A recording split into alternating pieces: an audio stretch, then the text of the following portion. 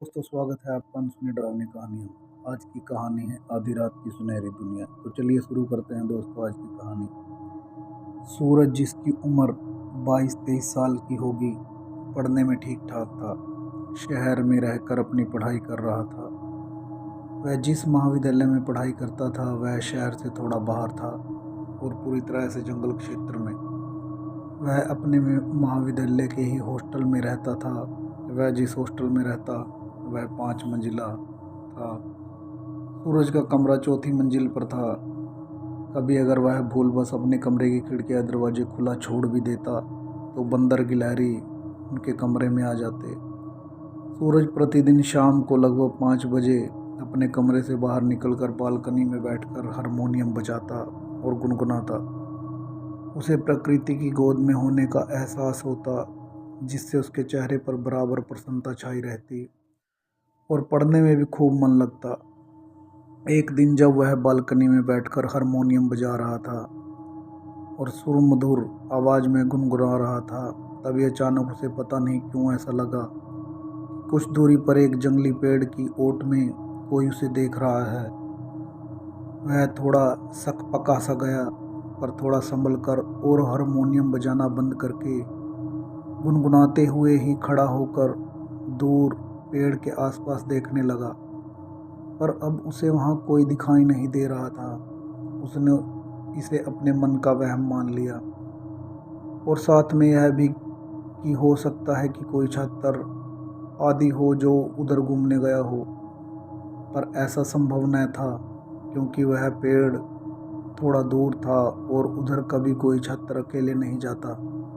हाँ, कभी कभी कुछ उत्साही छात्र थे, पर वे भी टोली बनाकर जाया करते थे। खैर, वह भी फिर से आकर बैठकर हारमोनियम बजाने लगा, पर अब उसका मन हारमोनियम बजाने और गुनगुनाने में न लगकर बार बार उसी पेड़ की ओर चला जाता। दूसरे दिन जब वह बालकनी में हारमोनियम लेकर बैठने ही जाया करता था, तभी अचानक उसका ध्यान उस जंगली पेड़ की तरफ चला गया और वहाँ उसे कोई नहीं दिखा। फिर वह बालकनी में बैठकर हारमोनियम बजाने लगा, पर पता नहीं क्यों हारमोनियम बजाते बजाते आज भी अचानक उसका ध्यान इधर उधर जाने लगा। उसने अपने मन व आंखों पर काबू करने की कोशिश करके ज्यों ही एक लंबी तान छेड़ना चाहा, त्यों ही फिर उसका ध्यान उस पेड़ की ओर चला गया। हाँ, वहाँ अब कोई तो दिखाई दिया जो थोड़ा सा पेड़ की आड़ में होकर उसकी तरफ शायद देख रहा था। सूरज अपनी जगह खड़ा हो गया और गौर से उस पेड़ की ओट में खड़े व्यक्ति की नज़र टिकाने की कोशिश करने लगा। जी हाँ, वहाँ कोई तो था और वह भी अकेले। और इतना ही नहीं, यह भी सही बात थी कि वह सूरज को ही देख रहा था, पर अभी भी यह क्लियर नहीं हो रहा था कि कौन है। कोई बाहरी आदमी है, कोई औरत है, या कोई छात्र या छात्रा। रात को सूरज की नींद गायब थी। वह लेटे लेटे बार बार यही सोचने की कोशिश कर रहा था कि आखिर वह कौन था जो पेड़ की ओट में उस पर नज़र लगाए रहता था।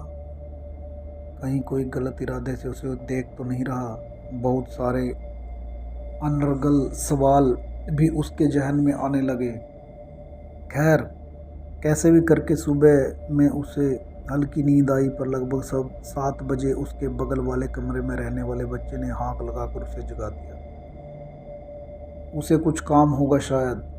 सूरज जागकर अपने दरवाजे का किवाड़ खोलता है और बच्चे द्वारा कुछ मांगने पर उसे कुछ दे देता है। फिर वह जम्बाई लेते हुए बालकनी में आ गया। अरे यह क्या! इतनी सुबह फिर उस पेड़ के पीछे उसे कोई दिखाई दिया, पर आज वह व्यक्ति ऐसा लग रहा था कि हाथ के इशारे से उसे बुला रहा हो।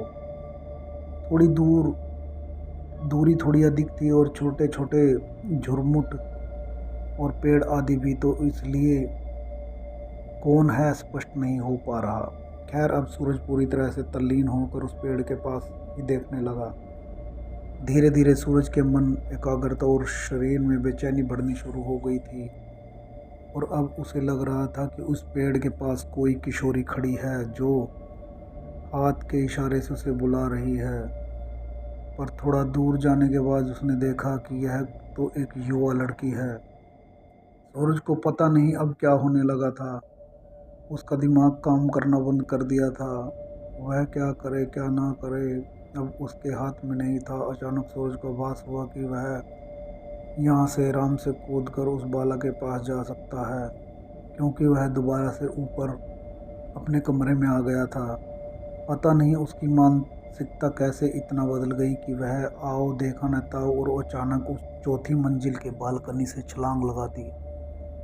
छलांग लगाते ही उसे ऐसा लगा कि पेड़ के पास खड़ी लड़की अचानक उड़कर उसके पास आ गई और उसे थाम कर उसी पेड़ के पास लेकर चली गई। यह सब इतना जल्दी हुआ कि सूरज भी अभी समझ नहीं पाया। पेड़ के पास जाकर सूरज एक बिछड़े प्रेमी की तरह गुनगुनाने लगा और वह बाला मंद मंद मुस्काने के साथ थिरकने लगी। सूरज तो पूरी तरह से खोया हुआ था। उसे कुछ भी पता नहीं चल रहा वह कौन है और कैसे यहाँ आ गया। खैर, सूरज को कूदते उसके बगल वाले कमरे के एक लड़के ने देख लिया, जो नहाने के बाद तौलिया सुखाने के लिए बाहर अपने कमरे से आया था। और वह बेहोशी की हालत में था, क्योंकि उसने कूदने के बाद सूरज को उड़ते हुए उस पेड़ के पास जाते देख लिया था। उसने अपनी आंखों पर विश्वास नहीं हो रहा, क्योंकि उसने जो देखा वह बस काल्पनिकता में ही संभव था। खैर, उसने हिम्मत करके आसपास के कमरों के छात्रों को यह बात बताई। फिर उन छात्रों ने एक चपरासी को लेकर उस पेड़ के पास जाने का निश्चय किया। उसके पास पहुंचकर छात्रों ने देखा कि सूरज तो प्रसन्न मन से गाए जा रहा था, पर उसके हाव भाव से ऐसा लग रहा था कि वह गाना अकेले नहीं किसी और के साथ गा रहा हो। छात्रों को वहां देखकर भी सूरज पर कोई असर नहीं हुआ। वह इन लोगों से बेखबर गाए जा रहा था। अंत में उसके कमरे के बगल वाले कमरे के लड़के ने उसे पकड़कर रोकना चाहा, पर फिर भी सूरज अनजान था कि वहाँ ये छात्र आदि भी हैं। अचानक सूरज का गाना बंद हो गया और वह तेज आवाज़ में चिल्लाया, कहाँ गई तुम? देखो, आँख मिचोली ना खिलो, मेरे सामने आओ। इसके बाद एक दो और छात्रों ने सूरज को पकड़कर वहाँ बिठाने की कोशिश की, पर सूरज तो बस चिल्लाए जा रहा था, कहाँ गई हो तुम?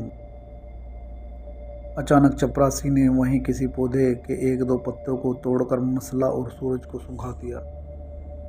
सूरज तो बहुत ही जोर से छींक आई और वह अब होश में आने लगा था। वह कौन है? अब उसे इसका भान हो चुका था। उसे वहाँ अपने को पाकर बहुत हैरानी हुई। फिर उन छात्रों से पूछने लगा, हम लोग यहाँ कब आ गए? मैं तो अपनी बालकनी में था, फिर यहाँ कैसे? फिर उसे थोड़ा सा याद आया कि वह तो बालकनी से कूदा था और कोई लड़की उसे यहाँ लेने आई थी, पर उसने कुछ बोला नहीं। खैर, छात्रों ने उसे चलने के लिए कहा और साथ ही यह भी कहा कि बस ऐसे ही आ गए थे, तुमने ही तो चलने के लिए कहा था। फिर छात्रों ने उसे बातों में उलझा लिया और उसके प्रश्नों का जवाब ठीक से न देकर घुमा दिया। खैर, अब दोनों एक दूसरे छात्र और सूरज से कुछ छिपा रहे थे। सूरज उन छात्रों के साथ हॉस्टल में आया। सभी लगभग घंटों तक बैठे रहे, कोई पढ़ने नहीं गया। चपरासी भी सूरज के कमरे में ही बैठा था। वह कुछ कहना चाह रहा था, पर कह नहीं पाया। अंत में उसने अपने आप को रोक नहीं पाया और वहाँ बैठे सभी छात्रों से कहा कि उस पेड़ के पास कोई आत्मा है, इसका उसे भी एहसास है, पर वह आत्मा कभी उसके सामने तो नहीं आई, न ही कभी उसका कुछ बुरा किया। इसका उसे कई बार आभास हो चुका था। अगली रात सूरज ने सोचा कि क्यों न उससे मिला जाए। आखिर कौन है वह लड़की जिसको देखते ही मुझे पता नहीं क्या हो जाता है। इसलिए रात को सूरज ने दोबारा उससे मिलने का फैसला किया कि आखिर वह मुझको ही क्यों बुलाती है। पूरे हॉस्टल में डर का माहौल बना हुआ था। रात को कोई भी अब बाहर नहीं निकलता और सभी अपने कमरों में दुबके रहते। कुछ लड़के हंसी मजाक करके कुछ ज़्यादा डरपोक लड़कों को चिढ़ाते भी। आज रात पूरा सन्नाटा पसरा हुआ था। पहले तो सूरज की आंख लग गई और दूर से उसे धीरे धीरे किसी के गाने की आवाज़ आने लगी। वह अब उठकर बैठ गया और उसी आवाज़ को फिर से सुनने की कोशिश करने लगा। पूरा हॉस्टल साएं साएं कर रहा था। स्टूडेंट के खर्राटों की आवाज़ें आ रही थी। कुछ बाथरूम के नलों से पानी के टप टप करने की आवाज़ें आ रही थी। वार्डन और चपड़ासी भी अपने रूम में सोए पड़े थे। 12:15 हो चुके थे। सूरज ने चौथी मंजिल के अपने रूम की पिछली खिड़की से उसी पेड़ को देखा तो उसके नीचे खड़ी लड़की गाना गा रही थी और उसे हाथों से आने का इशारा कर रही थी। सूरज उसका संगीत सुनकर मदहोश हो गया और मदहोश होकर उसने फिर से ऊपर से छलांग लगा दी। उस लड़की की आत्मा ने उड़कर तुरंत उसका हाथ पकड़ लिया और उसे डांस करते करते अंदर जंगल में ले गई। सूरज मदहोश होकर उसके साथ गया और नाचने लगा। तभी उसका हाथ एक झाड़ी से टकरा गया और दर्द से उसे कुछ होश आया, जिससे वह रुका और उस लड़की को बोला, पहले तुम मुझे पूरे होश व हवाश में लाओ, मैं तभी तुम्हारे साथ डांस करूंगा, वरना नहीं। सूरज को ऐसा लग रहा था मानो उसके शरीर पर उसका वश नहीं रहा। फिर वह लड़की अपने पूरे सुंदर रूप में आ गई और बोली, ठीक है, मैं तुमको तुम्हारे पूरे होश व हवाश में लाती हूँ, पर तुम डरना नहीं। सूरज भी हिकलाते हुए बोला, ओके ठीक है। अब उसने सूरज को बिल्कुल ठीक कर दिया। इतना घना अंधेरा और जंगल देखकर पहले तो सूरज डरा, फिर उसने हिम्मत दिखाकर पूछा, कौन हो तुम और रोज ये मेरे साथ क्या नाटक लगा रखा है? इस पर वह लड़की बोली, ये कोई नाटक नहीं, मैं सच में तुम्हारे साथ डांस करती हूँ। आज से 25 साल पहले हम प्रेमी प्रेमिका थे और कॉलेज में ही डांस और सॉन्ग में इकट्ठे पार्टिसिपेट किया करते थे। बाद में हम दोनों ने शादी करने का फैसला किया पर हमारे घर वाले ये सब मानने को तैयार नहीं थे। इसलिए मेरे घर वालों ने गुंडों से तुमको मरवा दिया। फिर मैंने भी तुम्हारी याद में जहर खाकर अपनी जान दे दी।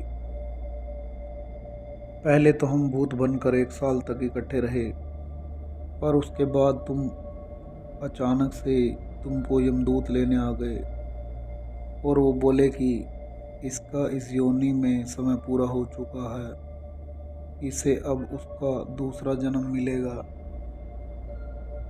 तो उन सब से मैंने रिक्वेस्ट की कि मुझे बताओ कि मुझे ये कब वापस मिलेगा, मैं इसके बिना कैसे रहूं, मैं इससे बहुत प्यार करती हूँ। फिर उन्होंने अपनी दिव्य शक्ति से बताया कि ये उस हॉस्टल में पढ़ने आएगा और ये तुम्हारे संगीत से अपने आप को आकर्षित कर लेगा।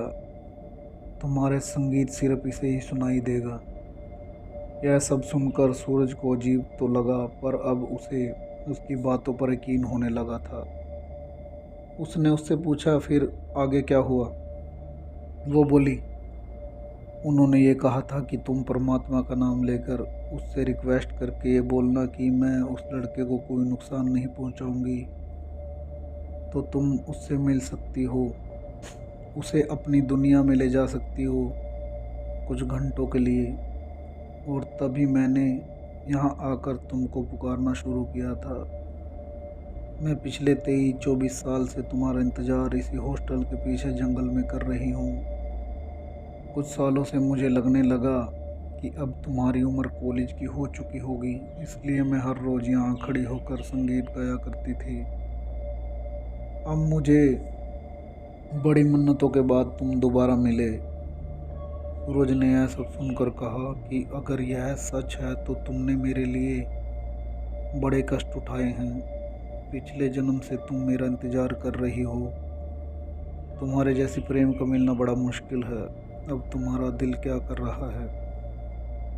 फिर वह लड़की आयशा बोली, मुझे आपको गले लगाने का मन कर रहा है। और वे दोनों काफ़ी देर तक फिर गले मिलते रहे।